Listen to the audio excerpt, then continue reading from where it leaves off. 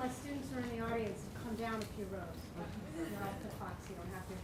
I'm Jennifer Colker, I'm Associate Dean for Public Health Practice here at School of Public Health. Thank you for joining us for our Public Health Grant Rounds. This is actually our first Public Health Grant Rounds since we moved to the main campus. Our last one got snowed out. So thank you all for finding this location. It's my first time here. I'm not exactly sure where we are, but hopefully as time goes by, we'll learn it even better. We have a great speaker here today. We hope you will stick around for a little bit afterwards. We've got some snacks back there. And our upcoming grand rounds in April 17th, Commissioner of Health and Deputy Mayor John Schwartz will be speaking about the state of public health in Philadelphia. Kelly, do you know where that one is? No. Well, stay tuned for details on that. And in May 10th, I believe, we will be hearing from our new dean, Dr. Anna. But for today, we are very happy to have with us Dr. Perry Halkitis, who is a professor of applied psychology and public health and population health, and director of the Center for Health, Identity, Behavior, and Prevention Studies at NYU, New York University. Dr. Halkitis' program of research examines the intersection between the HIV epidemic, drug abuse, and mental health burden in LGBT populations, and is well known as one of the nation's leading experts on substance abuse and HIV behavior research. What he's going to talk to us about today is about his his book, The Age Generation, Stories of Survival and Resilience, which was published in November. Yeah, October. Yeah. And Bio Reports is doing very well, and we'll hear more about that, which is terrific. Examines the strategies for survival and coping employed by HIV-positive gay men, who together constitute the first generation of long-term survivors of the disease. Thank you.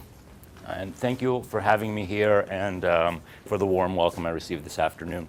Can you hear me okay? Yeah. Okay, great. Excellent, because I'd rather be up here. So what I thought I'd do today in this time that I've been allotted is talk a little bit about HIV and aging, the epidemiology, some of the work we've done at our center, and some recent community reactions to the aging HIV-positive population, and then really spend time talking about the book and perhaps reading from the book for you, sort of to illustrate the points I'm trying to make. Let's start with this. Let's start with the facts. The facts are that by 2015, half of all those individuals in the United States who are living with HIV will be ages 50 and over. And that is a number that will rise to 70% by 2020. So we have what is described in the popular press as the graying of AIDS. This phenomenon is happening throughout the country, as you can see from this map here. And it is going to continue to increase because those who are in their 30s and 40s are going to continue to live long, full lives.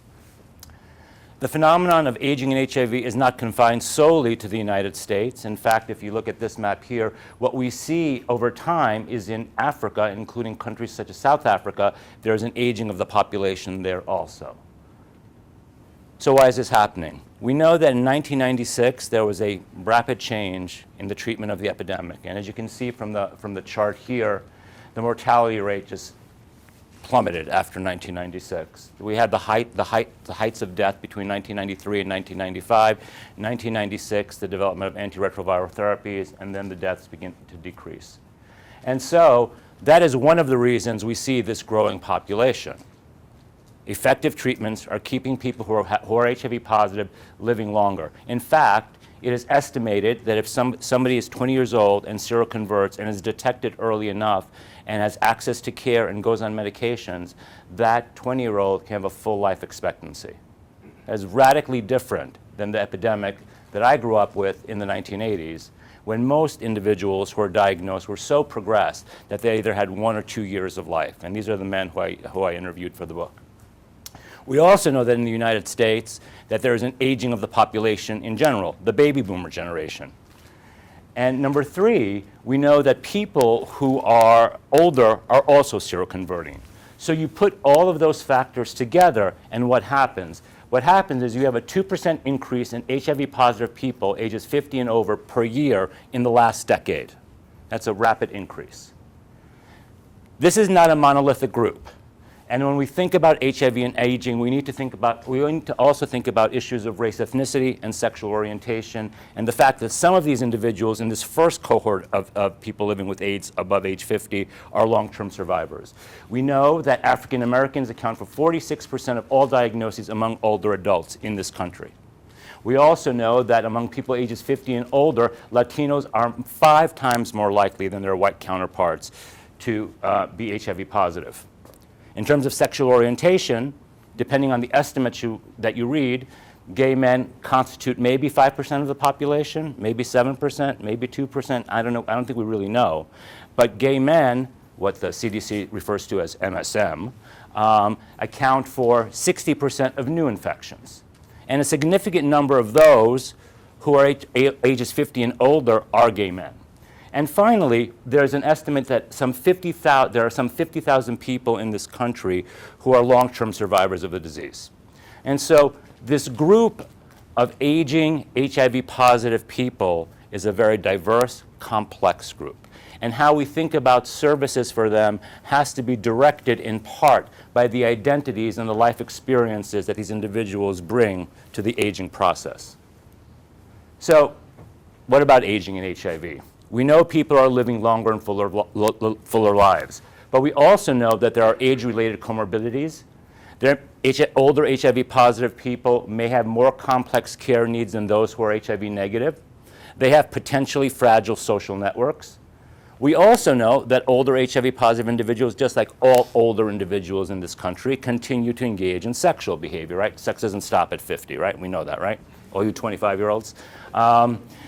And this sexual activity often occurs, or sometimes occurs, without the use of condoms.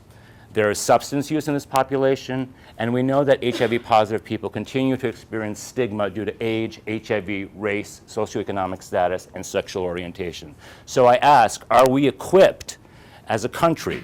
Are we equipped in terms of our healthcare provision to meet the needs of this population? And so it led me to write this article in 2010 that said, for HIV-positive men, 50 is the new 40 in some ways and the new 60. Why the new 60? Because we know that there are physical, mental, and psychosocial burdens that older HIV-positive adults experience. It is likely that individuals who are HIV-positive experience an accelerated aging process due in part to the chronic inflammation of the virus in their bodies. Now, we know that prior to 1996, prior to any effective treatment, people were being bombarded by the virus all the time because we couldn't control it, right? But even so, I'm going to get to a chart in a minute, we know that people even to this day who seroconvert, who are HIV positive, are still experiencing inflammation, and we'll talk about why. There are potential neurological abnormalities and cognitive deficits in older adults with HIV. We're about to launch a study with St. Luke's Roosevelt Hospital where we're going to assess a whole battery of we'll use a whole battery of executive functions tasks to look at cognitive abilities of older HIV-positive adults, both men and women. There is heightened risk for certain cancers, including anal cancer. We know that there are these multiple comorbidities complicate the lives of older HIV-positive people. But there are also mental and emotional burdens, including heightened levels of depression and PTSD. In a paper that we published in 2012, we found that 20% of the men who we had surveyed who were ages 50 and older had symptoms of PTSD. That is comparable and in fact exceeds the PTSD symptoms that are reported for individuals who lived through and saw the disasters of 9/11 in New York City. So as a group, this is a group that is experiencing high levels of post-traumatic stress disorder. And I have written before that as a generation, we're all pretty traumatized. I want to step back and say that when I use the expression AIDS generation, I'm not just referring to gay men who are HIV positive, but I'm referring to anybody who came of age during the 70s and 80s and into the early 90s, men, women, positive, negative, gay, straight, who lived through and saw what was going on in our midst with this disease that we could not seem to control. And finally, there is evidence of heightened psychosocial burdens, including loneliness and isolation, financial burdens, as I said before, sexual and drug risk-taking, and stigma. This is a chart of what some of you may know as the treatment cascade. And we know that in the United States, that for every 100 people who are living with HIV, only about 80% are diagnosed. 20% remain undiagnosed. 77% are linked to care. 66% are retained in care. And then of those, 89% aren't ARC. And at the end of the day, what that gets us to is that close to 25 to 30% of those people who are living with HIV in our country get to a point where they are virally suppressed. That means 75% of individuals in this country who are living with HIV are living with circulating virus. What does that mean? Well, it means that the transmission of the virus can happen more easily because someone has virus in their body that is active. And number two, what it means is that person's body continues to be bombarded by the virus, causing inflammation, getting me back to the point I made earlier. In fact, the only way you get a person to the place where they are virally suppressed is by putting them on medications and hoping that person adheres to their medications. And we know in the current treatment regimens that we have, adherence needs to be 90 to 95% or higher in order for someone to get virally suppressed. So think about that. That means missing 1 or 2 doses of pills a month. That's a near impossible task for many people. And we're talking about a life of doing that. So think about the times you've missed going to the gym or didn't finish your antibiotic. You know, everybody finished your antibiotic in here, right? All right, that's a bad example. Or broke some routine. And think about these folks who are living with HIV for 10, 20, 30, 40, 50 years and having to take medications every day. These adherence problems are noted in other chronic diseases like diabetes. This is not solely confined to HIV, but it has huge implications for people who are HIV positive. And for older HIV positive adults, the comorbidities, the neurocognitive pressures, the psychosocial states, and the structural impediments often interfere with the ability to adhere to medications. And so Project Gold was a study that we did about 3 years ago.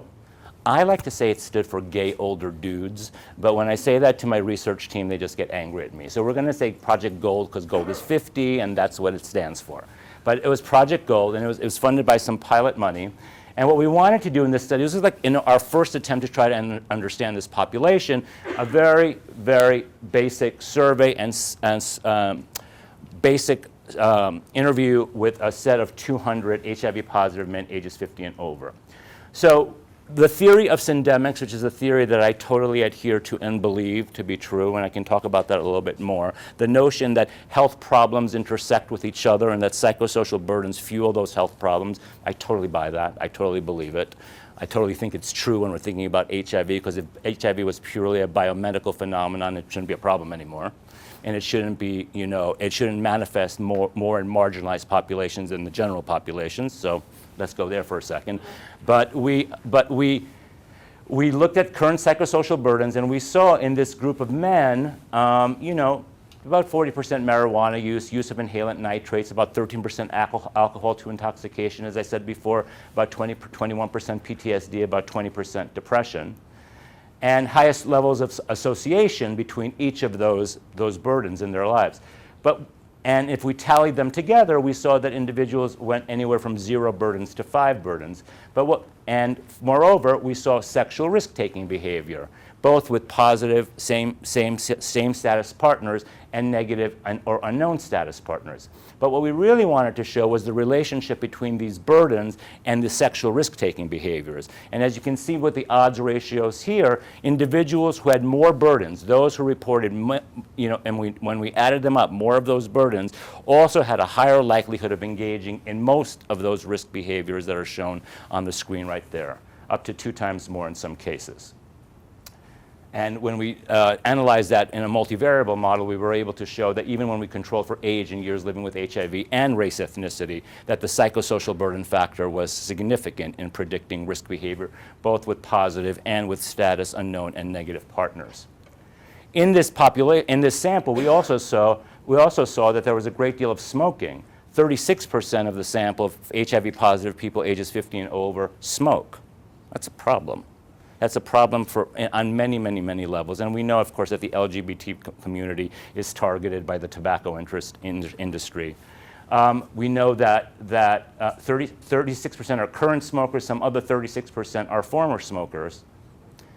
And when we looked at the health complications of these individuals, what you see consistently is that those who currently smoke or never smoke experience a variety of opportunistic infections at higher rates, respiratory infections, candidiasis, thrush, or PCP, which is a form of pneumonia, more so than people who had never smoked, again showing us the comorbidities that could occur.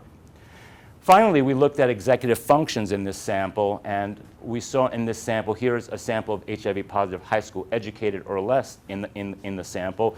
We saw that across the board, that our sample took a longer time to complete a trails task. And if you don't know what that is, that's basically a task where an individual is asked to connect numbers with a pencil 1, 2, 3, 4, 5, 6, 7, 8, 9 without lifting the pencils. And you time them how long it takes them to go from 1 to 2 to 3 to 4 to 5 to 6 to 7 to 8. And the positive men in our sample took longer than what is reported in the norms for the country, a pattern that was also consistent when we looked at people with high school or more education. And finally, when we looked at adherence behavior, we looked at a variety of different adherence behaviors. This one was not dosing as per instructions, like taking your medications as you're instructed to take them, which is once a day or with a meal or without a meal.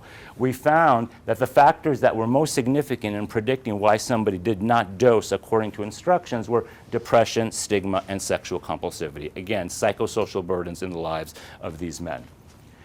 The most important and seminal and first study on the aging HIV-positive population was called Research on Older Adults with HIV, that was funded by and enacted by an AIDS service organization called ACREA, which is based in New York City. And they were really proactive in thinking about aging and HIV. And we've worked with them, and they allowed us to use their data to sort of dig in some more to look at this idea that multiple minority stressors are factors related to risk and health problems associated with older adults with HIV. And so what we did is that we looked at a variety of different burdens somebody that could experience in their lives. Not having English as a first language, inadequate income, not being born in the United States, being disabled, being a sexual minority group, and being a racial and ethnic minority group. And this was a sample that consisted of men and women.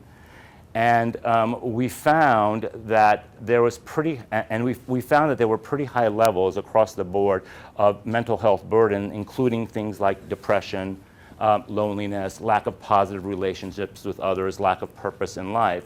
But the takeaway message here was that when we looked at minority stress, there was a mediation that existed between minority stress, perceived stigma, and mental health burden, in so much that individuals who had higher levels of minority statuses, more minority stressors in their lives, they were more members of more minority groups, had higher levels of perceived stigma of HIV, and as a result of that also experienced higher rates of mental health burdens in their lives. So, let me take it there. So last May, probably one of the most important events of my life took place, which was this event in New York City called Is This My Beautiful Life? And this was a forum that was conducted, that a group of us got together after the death of Spencer Cox. And if you've seen How to Survive a Plague, Spencer Cox was one of the key members of the ACT UP group in the early days. And Spencer died in his mid-40s. From complications of substance use and what have you, but it sort of galvanized us to think about what are we doing as a community. And so we held this event in New York City where there were some 400 people in the auditorium and like 2.5 hours of people sharing their stories of loss, but also their stories of resilience. And it was probably one of the most transformative events of my life. The New York Times has started to pay attention to HIV more so these days also. Right here is a story that John Leland wrote that appeared in the summer of 2013 called People Think It's Over. And The Graying of AIDS, if you haven't seen this website, is a remarkable website. It's based on a photojournalistic undertaking of a set of photographs that were undertaken about, I want to say 8 years ago, of people who are older living with HIV that has since turned into a psychoeducational program. And then here's this great story in pause with that handsome guy with the jeans on. So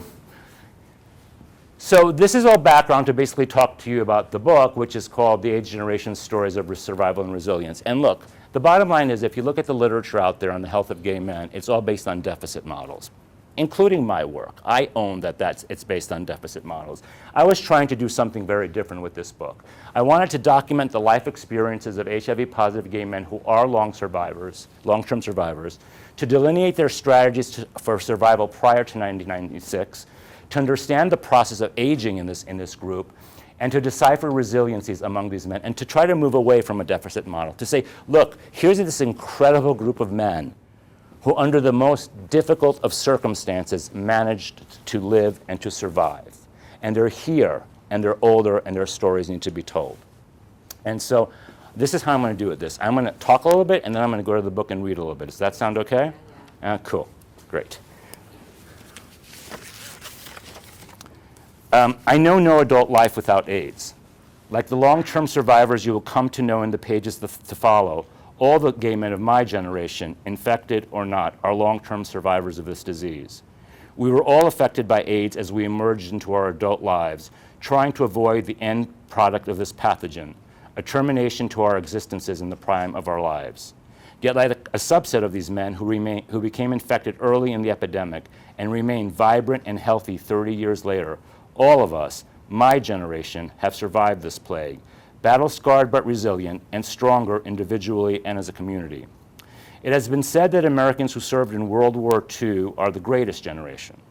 I say that my generation, the generation of gay men who came into their own in the 1970s and 1980s and were decimated by AIDS, are instead the bravest generation.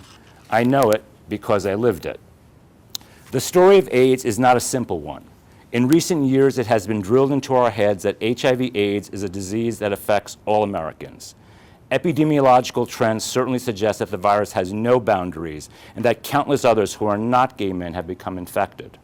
Despite the prevalence of HIV in all segments of the population, the epidemic in the United States has always been and still is and likely will continue to be primarily a gay disease. Many, including activist Gabrielle Rotello, have provided multifaceted explanations for why AIDS happened to gay men. And there is sufficient reason to believe that there are myriad biological, medical, behavioral, political, sexual, and social factors at play.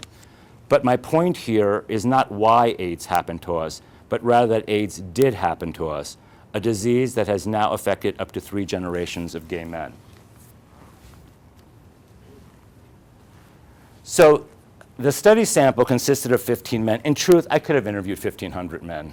You know, this could have gone on and on and on and on, but I selected 15 men who at the time of their interview were between ages 40 and 58, were diagnosed between 1984 and 1993, and at the time of their diagnosis were between 18 and 38. Some of them were born in New York City, most of them were not, and I tried as much as possible to get at racial and ethnic diversity. I love that film. I love How to Survive a Plague. I think it is a really remarkable film, and if you haven't seen it, you should see it. But it is one perspective on how one set of men reacted to the epidemic. And what I tried to do in the book was try to tell different perspectives, because not everybody was a member of ACT UP. Not everybody jumped on the walls of the FDA. People used different strategies during the course of their lives to survive this disease. And so I conducted individual face-to-face interviews that lasted for about 3 hours. And then all of the men were brought together for what I called a focus group, but mostly it was a bonding experience. These men continue to see each other, by the way, on a regular basis and have created this band of brothers that they call the AIDS Generation Veterans Association that they now have expanded to a larger group of men. And then I had individual correspondences with each of them as I was writing the book, because I would get to a point in the interviews not sure what they were saying, and I didn't want to misrepresent what they were saying or what they were thinking or what they were feeling, so I would call them on the phone or send them an email, and they were more than happy to clarify for me. So the work was informed by the really amazing thinking of my colleague Carol Gilligan, who was at Harvard, but you know, we stole her at NYU because that's what we do at NYU. And she used an approach called the listening guide. Carol Gilligan, if you're not familiar with her work, conducted some really important work indicating that the moral development, the theories around moral development that had been developed in psychology were based on men, and they did not necessarily have applicability to women. And so she was able, through her work, to really sort of debunk the theory that had been put forward by Kohlberg. She was also able to show that young girls in junior and high school, benefited from being in single-sex math instruction, right, when they weren't trying to compete for the attention of boys. So Carol Gillian is like one of my heroes in my life. So I used her approach to inform the work. And so, as I have lifted here from the book, rather than simply retelling events and stories and quantifying emerging themes, I attempt to instead to share each man's voice in relation to the topics addressed in the book, blah, blah, blah, blah, blah, to share this event in his life to his voice. So it was really a remarkable process for me. I not once did I make believe during the course of the interview that I was this objective tool that was there just to collect data. But as the men were telling me their stories, I shared from my own life experiences. And what ended up happening was I created a bond with these men, and we were having a conversation where I think at the end of the day I was able to get stories from them that were true to what they were thinking and what they were feeling. So it wasn't this like classic, quantitative data collection technique, but it was much more a conversation that I was having with each of the men during the interview. And now I will read to you from Chapter 2.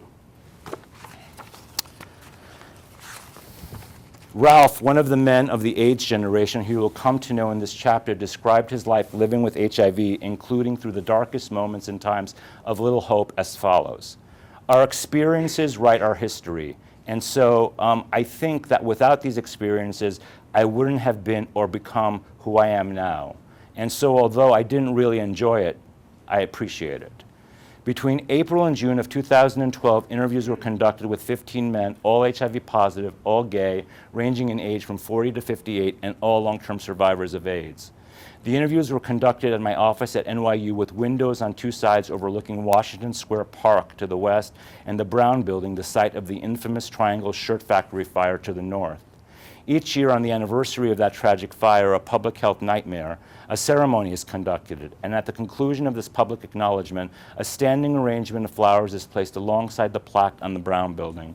This annual recognition is a testament to the lives of those, mostly young immigrant women, who perished on that day in 1912. A mile away, the beauty of the 9/11 Memorial provides a place of comfort and reflection for those who lost their lives on that infamous day. It struck me more than once during the course of these interviews with the former World Trade Center just south of my office and the Brown Building right across the street that no true place of mourning exists for those who have lost their lives to the AIDS disaster, although recent efforts have been undertaken to create the AIDS Memorial Park on the grounds of the former St. Vincent's Hospital in Greenwich Village. A maroon-like leather sofa was situated on the south side of the office so that each man could look onto the surrounding environment during the course of the interview. I sat in a chair adjacent to the couch with my back to the western windows, and a small table was placed in front of the sofa where we could rest our bottled waters, coffees, and other beverages during the course of the conversation. At first, I had placed a box of tissues on the table, but recognizing the potentially leading nature of this gesture, I placed the tissues on my desk behind my chair and only moved the box to the table during the interviews when there was a need. More often than not, I reached for the tissues. So the book sort of explores 5 domains. The first, chapter 3, looks at what the experience was like for these men around their initial diagnosis and the death that they were experiencing all around them, how they came to understand and make sense of and try to deal with what they perceived to be their own mortality. All of the men who I interviewed in the book told stories that they thought they would be dead in 2 years.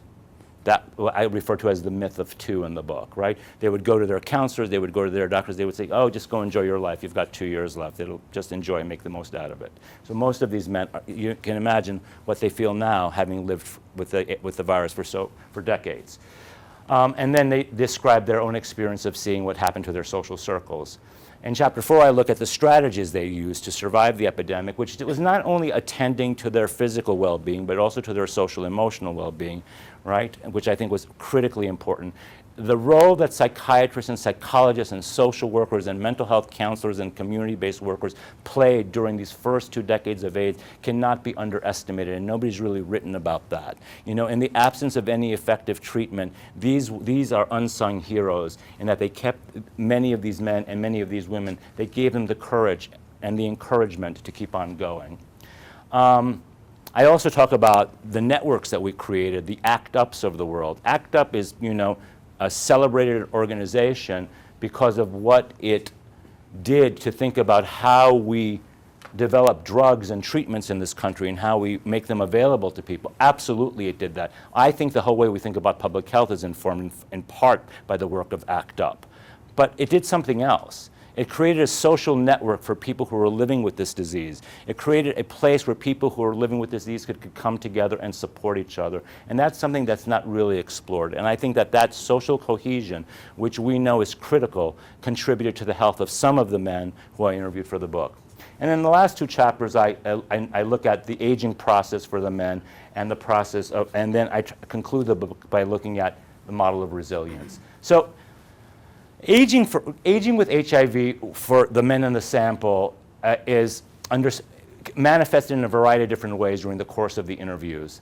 They talked a lot about negotiating and making sense of their lives and trying to deal with the memories that they had of the things that had happened to them. They talked about trying to understand their legacy, or I forced them to try to think about what that meant in their lives. Because more often than not, when I asked them, what is your legacy, they would say, I have no legacy.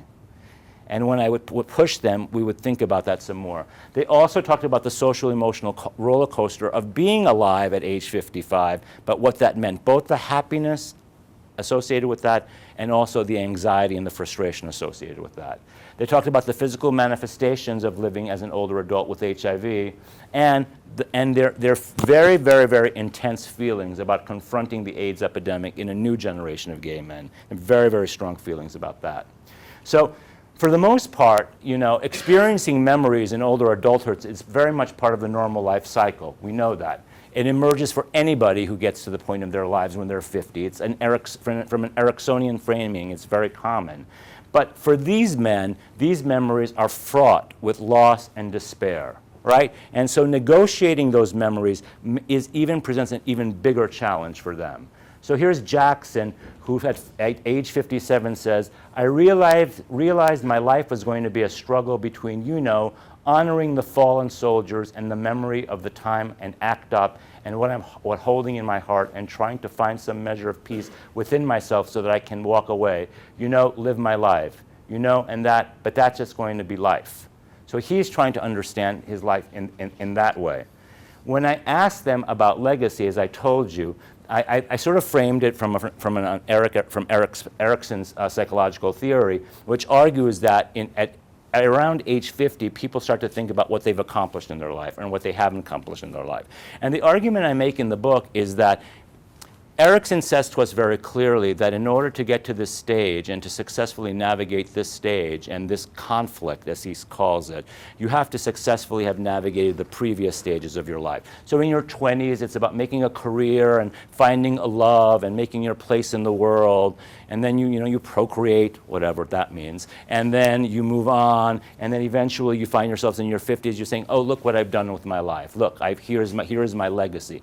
Here's the problem for these guys, for so many of these guys when I was interviewing them. They didn't get to do all of those things that 20-year-olds get to do.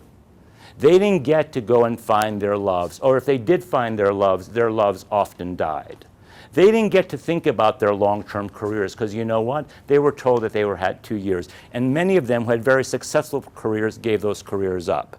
So finding themselves at 50 requires that they go back in some ways and relive those experiences, renegotiate those experiences of earlier periods of their life in order to move forward at this point in their lives. And we talked a lot about that. So Bobby says, my childhood created wild daydreams of the presidency, multiple Academy Awards. I think every gay man thinks he's going to win multiple Academy Awards. I certainly do. Reaching at least the 3rd round at Wimbledon. My adulthood is creating reasonable and no less admirable daydreams of a legacy based more realistically on and matters directly in my control.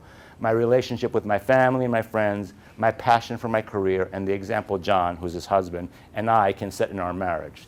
This puts me squarely in Erickson's integrity versus despair conflict. When I remember who I really am, what gifts I was given that I can use, I explore and celebrate my own integrity. When I regress to dwelling on the fictional me, who was going to be a graduate from medical school at 19, that's a foolproof recipe for despair. So learning to have peace with where they are and what they've accomplished is absolutely critical. There's also this, what I call the social-emotional roller coaster, making sense of getting older. How are these men understanding the fact that they are 55 or 59 or 49 years old when they didn't expect to be 28 years old or 30 years old or 32 years old? So Antoine says, you know, I mean, we all had thing. I'll never forget when the Golden Girls, first Ed, that's his friends, the Golden Girls, first Ed, and the last 5 of us, that was our dream, to get old and live together. And I'm the only one here with Bianca. And it's like, okay, what do you want to do? And now it's like I tell people, I go like this, and wherever the wind blows, that's where I'm going to be. The physical deterioration cannot be underestimated. We know that the aging process generates physical complications for all individuals, but for these men, there's an added layer of complication, which is they've been monitoring their health for some 30 years.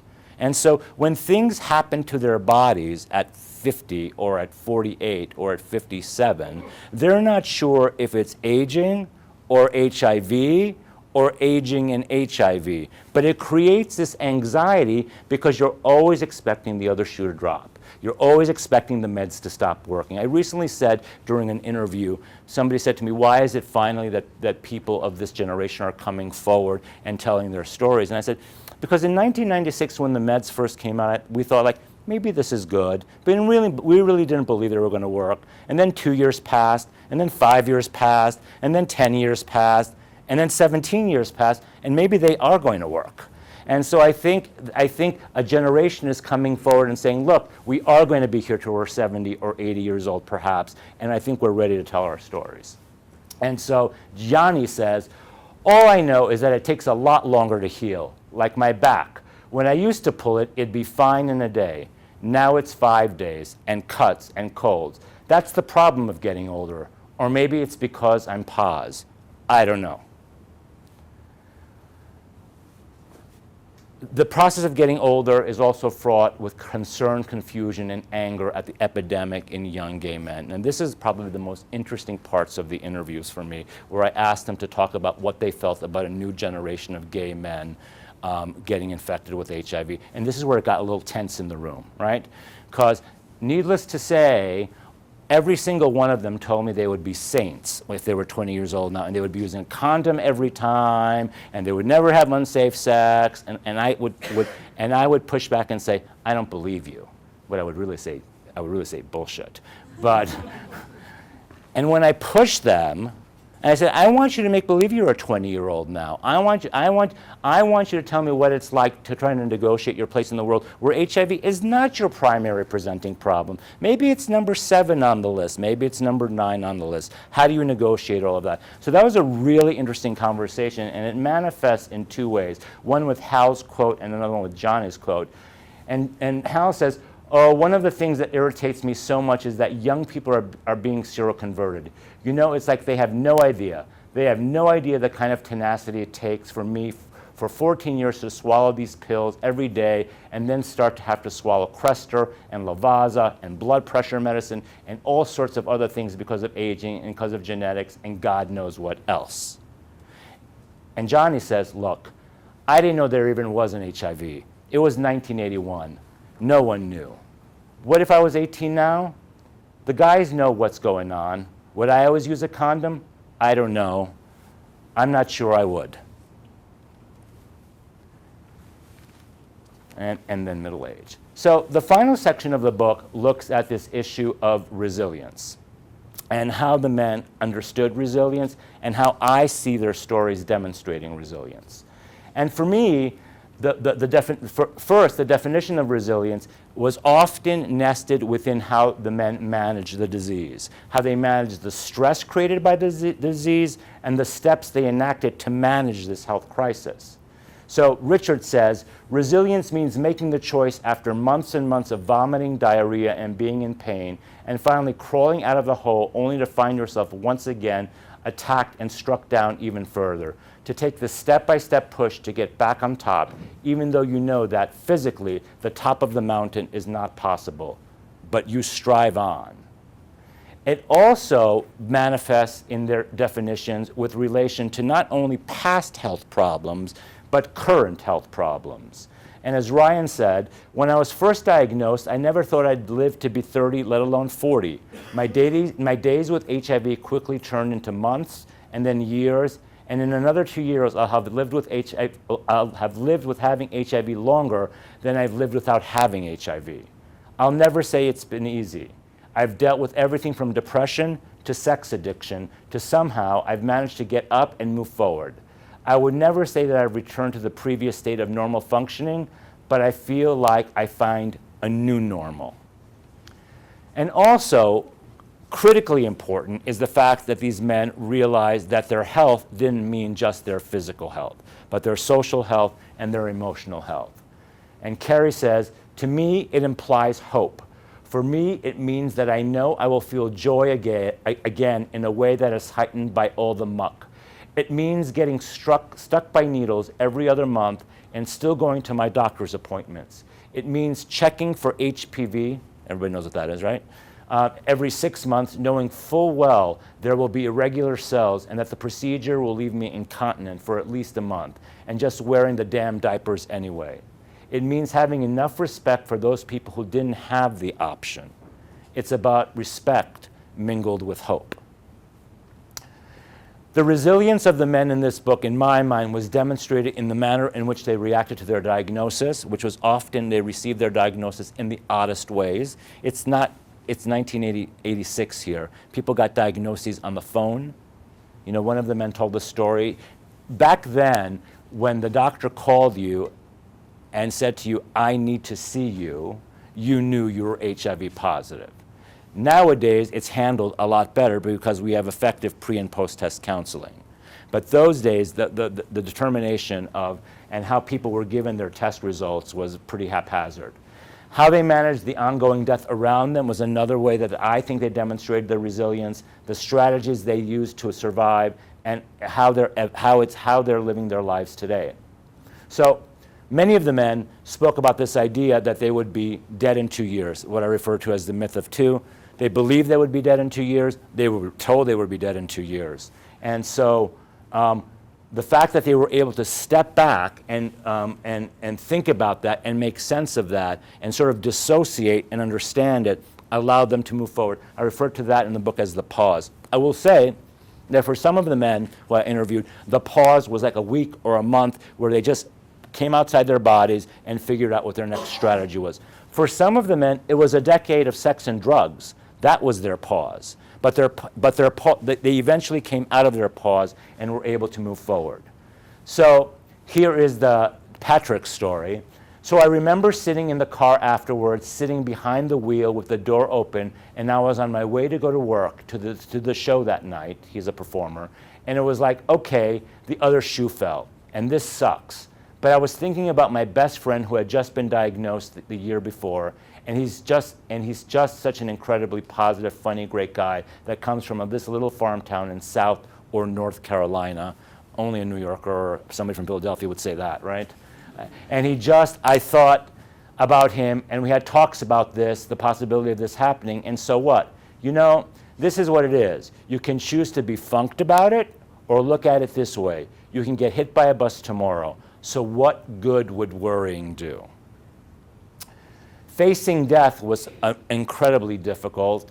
Anybody who was in a major city in New York and Philadelphia and Los Angeles and San Francisco and Miami and other parts of the country was not spared this reality. And so Hal said, there was a real intense surge of death in 1988-89, and my friend Patrick, when he died, I was holding his feet.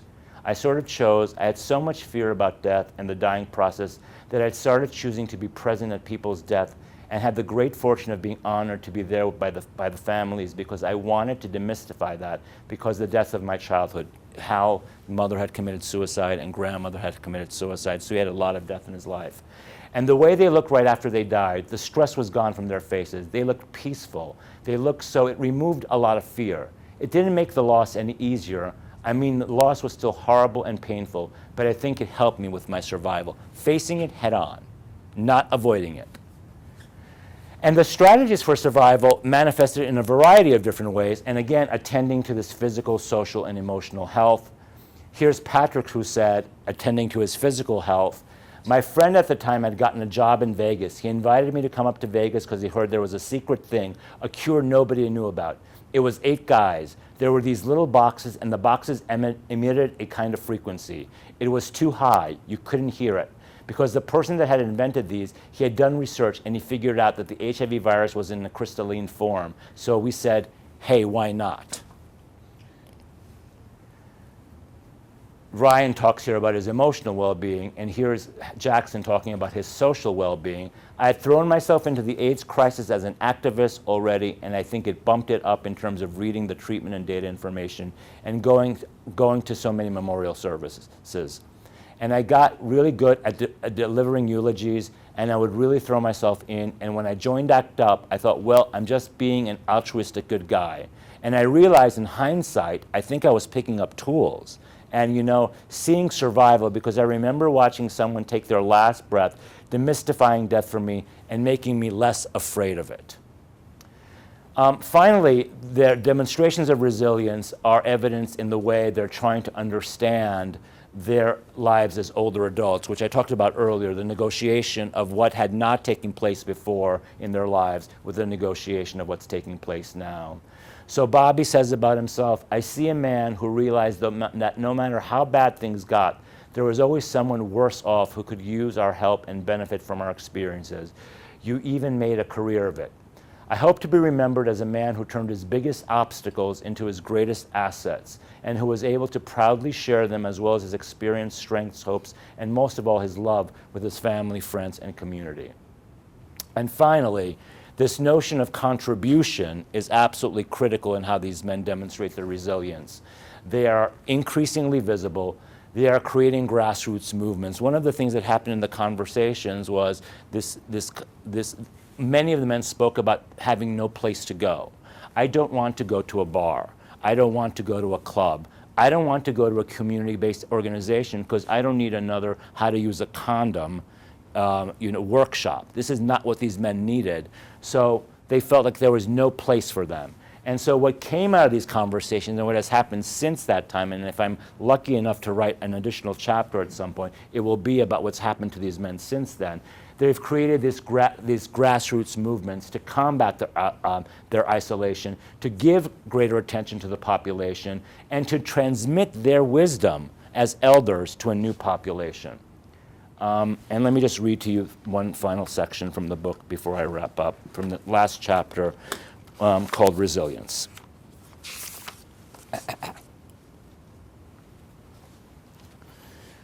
If Gone with the Wind has a central theme, I suppose it is the theme of survival. What quality is it that makes some people able to survive catastrophes and others, apparently just as brave and able and strong, go under?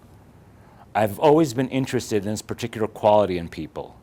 We've seen the same thing happen in the present depression. It happens in every social upheaval, in wars, in panics, in revolutions. It's happened all the way down history from the time the barbarians sacked ancient Rome. And before that, I suppose, some people survive disasters. Others do not. Margaret Mitchell, 1936.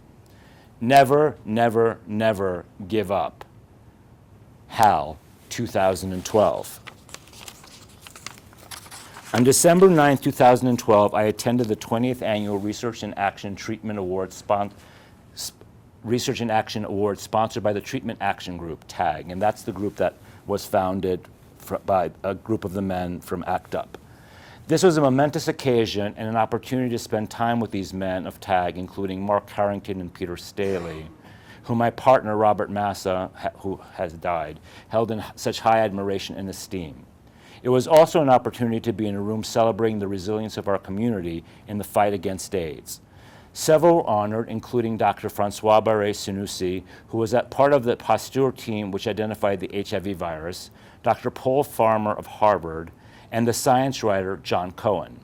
Among them was the actress and activist Judith Light. They don't know what I'm talking about. Who's the boss? Okay, that means nothing to anybody. Who spoke eloquently and reminded us that at a time in the 1980s when the Reagan administration was all but ignoring us, we refused to lie down and die, that we refused to be victims and fought for our lives. I was also reminded of how my own city's mayor, Ed Koch, was intractable and weak in his response to the epidemic, a condition captured with power in Larry Kramer's Normal Heart, and an issue David France described with pitch perfection upon Koch's death in 2013, stating, quote, Koch's failure in AIDS should be recalled as the single most significant aspect of his public life. The memories of all we've lost deserve no less, end quote. Having witnessed the AIDS crisis in my own world as a young man in the 1980s and Koch's lack of care and concern and outright antipathy to the gay community, I think it's safe to say that Koch was indeed one of the greatest villains in our war against AIDS. Thus, as I heard Judith Light, her words and the manner in which she delivered them resonated perfectly with me as I thought of this volume, the men of my AIDS generation and my own life, and I thought of resilience. And one final section for you. Recently, I had the opportunity to meet Thomas, a remarkable young man in his 20s who was a student at NYU. An accomplished musician, he is also a gay man living with HIV. My immediate reaction was to take this man under my wings and to protect him. I introduced him to Richard, the musician you have come to know in this volume, with whom he formed an immediate bond. As I think about this young man, I'm reminded of another ability of our generation that goes untapped, that of acting as mentors to a new generation of young gay men also confronting this disease that continues to affect our population. Eddie perfectly understands this role and enacts it with great pride. Eddie's one of the guys in the book. This, however, remains an untapped opportunity for many of us, those of us who have confronted the disease for decades, working with those who are only beginning their journey. I raise this issue because I believe that what we have learned over the years and how we have demonstrated our resilience as a generation of gay men can only help to enhance the life of Thomas and all these younger men who too are affected by this epidemic. And there's some final notes for you here.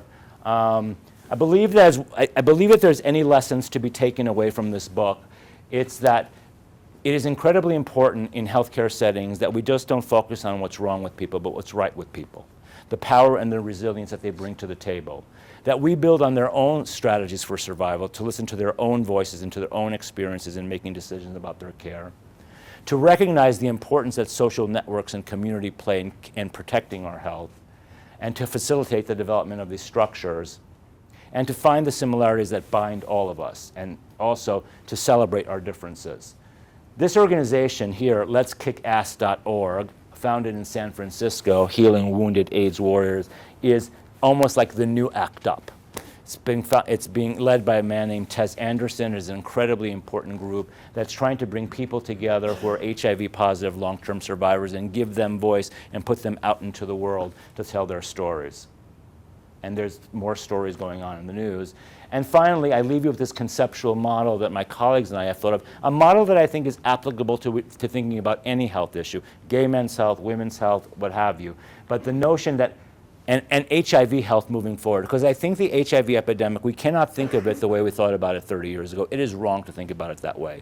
It is wrong to think that it is the primary presenting problem of most people these days. But it is a problem. But it is a problem and it is a health dilemma that needs to be nested within a larger framework, a framework that doesn't only focus on sexual health, but focuses on mental health and other aspects of physical health. And to get to that point, we need to think not only about the behaviors that somebody brings to the table, but also the social structures and social networks one has in one's life, and the structural laws and the structural policies and how they influence health behavior. I conclude by saying that we fight the epidemic in this country by treating people with medications that are across three classes. We bombard the virus in three ways in order to keep it suppressed in the body. The only way we're going to fight disease in this country, including HIV, is by fighting it on the individual level, on the social level, the cohesion level, and on the structural level. And with that, I say thank you very much.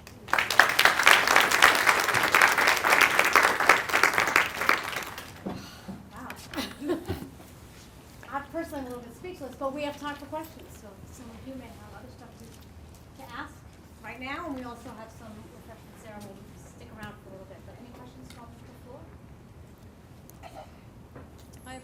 absolutely. When you talked about wanting an opportunity to make a commitment, and they don't want to go to bars, and they wanted to do something else, what were examples of what you were referring to? Like, what were they setting up?